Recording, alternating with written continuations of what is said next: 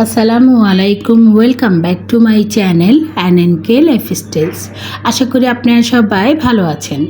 আজকে আরেকটি নতুন ব্লগ নিয়ে চলে আসলাম আপনাদের মাঝে। তো আজকের ব্লগের শুরুতেই আমি বাজার দিয়ে আমার ব্লগটা শুরু করে দিলাম।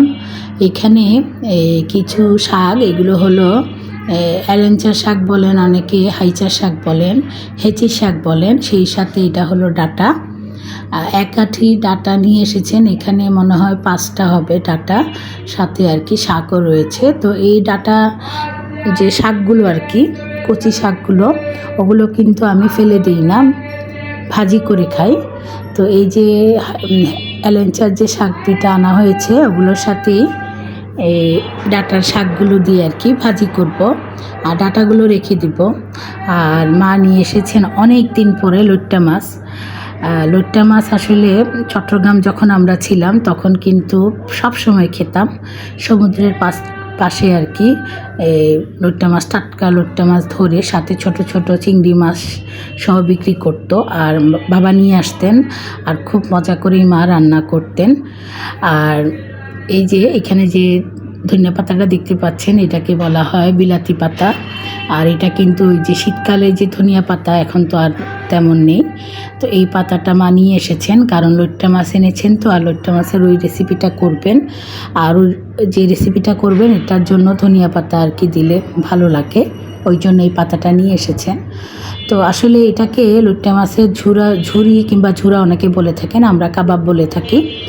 আর এটা এর আগেও আমি রেসিপিটা আমার চ্যানেলে শেয়ার করেছি, আজকে আরেকটু শেয়ার করব। এটা আমার মায়ের হাতের, এই রেসিপিটা অনেক মজা লাগে খেতে। এটার সাথে যদি ছোট ছোট চিংড়ি মাছ দেওয়া যেত তাহলে কিন্তু আরও মজা লাগতো। এই যে সমুদ্রের যেগুলো সাদা সাদা ছোট ছোট চিংড়ি মাছ থাকে, ওগুলো দিলে আরও ভালো লাগে। তো এখানে আমি ছোট সাইজেরই 4টা না 5টা পেঁয়াজ হবে কুচি করে দিয়েছিলাম। আর পেঁয়াজটা যখন ভাজা হয়ে যাবে অল্প, তখন কিন্তু এখানে সব ধরনের মশলা, ধনিয়া, হলুদ, মরিচ, তারপরে জিরা, আদা দেওয়া হয়নি, পেঁয়াজ রসুনের পেস্ট, এগুলো দিয়ে মশলাটা সুন্দর করে কষিয়ে লইট্টা মাছগুলোকে আমি সুন্দর করে কেটে দিলাম, 2 ভাগ করে দিলাম। আর সাথে কয়েকটা মরিচও কুচি করে দিলাম গোল গোল করে, আর ধনিয়া পাতা যেটা বিলাতি পাতা, ওটাও কুচি করে রাখলাম। আর মাছটা দেওয়ার পরে কিছুক্ষণ ঢেকে রাখলে কিন্তু এই মাছের থেকে পানি বের হবে। আর ঢেকে রাখার পরে তারপরে কিন্তু ঢাকনাটা খুলে আর আস্তে আস্তে করে মাছের মাঝখানে যে কাঁটাটা আছে ওটা তুলে ফেলবেন। তুলে ফেলে তারপরে কিন্তু সুন্দর করে মাছটাকে ভেঙে একদম ঝুরা ঝুরা করে তারপরে ধনিয়া পাতা দিয়ে নামিয়ে ফেলবেন। আর এই রেসিপিটা খেতে এত মজা লাগে কি বলবো। মাছের কাঁটাগুলো কিন্তু মা ফেলে দিলেন বাটিতে রাখলেন। এখন কিন্তু সুন্দর করে এই যে কুচি করা কাঁচামরিচগুলো দিয়ে দিলেন, আর সুন্দর করে চামচ দিয়ে ভেঙে তারপরে ঝুরা ঝুরা করে এখন কিন্তু একেবারে শুকনো শুকনো করে এটা নামিয়ে ফেলবেন। আর ধনিয়া পাতাও দিয়ে দেবেন। আর এই রেসিপিটা দিয়ে অল্প একটু দিয়ে 1 প্লেট ভাত পেট ভরে খাওয়া যায়। আমরা কিন্তু ছোটোবেলা থেকেই আমার মাকে দেখেছি লইট্টা মাছটা এভাবে রান্না করে থাকেন। সাথে বললাম না, ছোটো চিংড়ি মাছ দিতেন, খুবই মজা লাগতো। তো লইট্টা মাছ অনেকে ভুনা করে খান, অনেকে ফ্রাই করে খান, অনেক রকমেরই খাওয়া যায়। তবে আমার কাছে কিন্তু এই রেসিপিটা বেস্ট মনে হয়। তো মা করছিলেন, আমি একটু ভিডিও করলাম, ভাবলাম আজকে যেহেতু অনেক দিন পরে লইট্টা মাছ আনা হয়েছে, তো রেসিপিটা একটু আপনাদের সাথে শেয়ার করি। তো ফাঁকে ফাঁকে কিন্তু এই যে শাক ডাঁটাগুলো রেখে দিলাম, ডাঁটার শাক, তারপরে এই যে অ্যালেঞ্চার যে 2 আঁটি শাক, এগুলো সুন্দর করে কেটে তারপরে পানিতে ভিজিয়ে রাখলাম, আর শাক ভাজি করব। আর মজার রেসিপি আজকে কিন্তু সব। সেই সাথে কিন্তু আরেকটা রেসিপি করেছি, কাঁঠালের বিচির ভর্তা। তো ওই যে বললাম না, ভর্তা করতে কিন্তু খুবই ঝামেলা, ভর্তাটার ওইভাবে ভিডিও করতে পারিনি। আর কাঁঠালের বিচির ভর্তা কিন্তু খুবই মজা লাগে, বিশেষ করে শুটকি দিয়ে যখন করা হয়। তো এই যে আমার লইট্টা মাছের যে ঝুরি কিংবা কাবাব যেটাই বলি না কেন, এটা কিন্তু হয়ে গিয়েছে, মা নামিয়ে ফেলেছেন। সেই সাথে আমি অন্য চুলাতে ভাত বসিয়ে দিয়েছিলাম, ভাতও হয়ে গিয়েছে।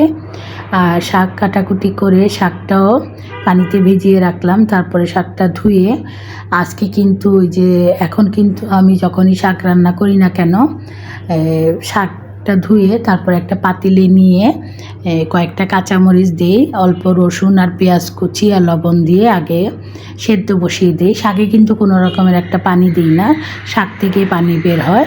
তারপরে যখন ওই যে শাকের পানিটা বের হওয়ার পরে কিছুক্ষণ নেড়ে চেড়ে ঢেকে তারপরে শাকটা যখন সেদ্ধ হয়ে পানি শুকিয়ে যায়, তারপরে কিন্তু এই রসুন পেঁয়াজ কুচি মাঝে মাঝে শুকনো মরিচও দিয়ে থাকি, ওটা দিয়ে আর কি শাকটা আবার আর কি তেলের মধ্যে দিয়ে তারপরে শাকটা আবার ভাজি করি, আর খেতে কিন্তু খুবই মজা লাগে। তো আজকে ভাবলাম এলেঞ্চা শাকটা এইভাবেই রান্না করে থাকি। ছোটোবেলা যখন যেখানে আমরা বড় হয়েছি চট্টগ্রামে, এই শাক কিন্তু কখনোই কিনে আমরা খাইনি, আর এই শাক কখনো খেতামও না, যেটা সত্যি কথা। মাঠে ঘাটে যেখানে মানে জায়গা যেখানেই দেখতাম এই শাকটা এমনি হতো। আর এখন কিন্তু ঢাকা শহরে এই যে মা বললেন 10 টাকা করে আটি নিয়ে এসেছেন, 2 আটি 20 টাকা শাকটা কিনে এনেছেন আর কি। শাকটা কিন্তু আমার কাছে খুবই ভালো লাগে, বাসার অন্য সদস্যরা তেমন একটা পছন্দ করে না, তা আমার জন্যই কিন্তু মা নিয়ে এসেছেন। তো আমি এই যে সেদ্ধ বসিয়ে দিয়েছিলাম, এখন কিন্তু এই যে ঢাকনা খুলে একটু নেড়ে চেড়ে দিলাম, পানি দিইনি। শাকটা ধোয়ার পরে যে শাকে যে পানিটা ছিল ওই পানি দিয়ে আর কি সেদ্ধ হচ্ছে। আর এইভাবে যখন শাকটা বসাই না, তখন কিন্তু রসুন পেঁয়াজ আর কাঁচামরিচের যে ফ্লেভারের সাথে শাকের যে একটা ফ্লেভার, খুব সুন্দর একটা ফ্লেভার বের হয়, ভালো লাগে। আবার শাকটা যখন বাগার দিই তখনও কিন্তু যে রসুন আর পেঁয়াজ দিয়ে তখনও কিন্তু সুন্দর একটা ফ্লেভার আসে, আর শাক ভাজিটা খেতে খুবই মজা লাগে। তো এইসব খাবার আসলে সাধারণ খাবার, খেতে কিন্তু অসাধারণ লাগে। আর এই যে গোস্ত মাছ থেকে একেবারে পেট ভরে শাক ভাজি দিয়েও কিন্তু ভাত খাওয়া যায়। এখন কিন্তু আমি পেঁয়াজ আর রসুন দিয়ে বাগার দিয়ে দিয়েছি শাক।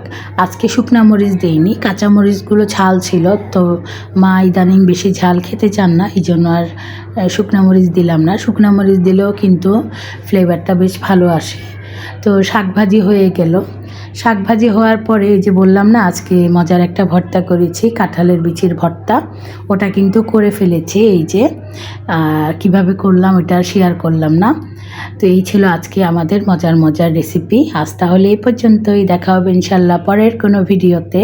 ভিডিওটি যদি ভালো লেগে থাকে তাহলে অবশ্যই লাইক দিবেন, কমেন্টস করবেন।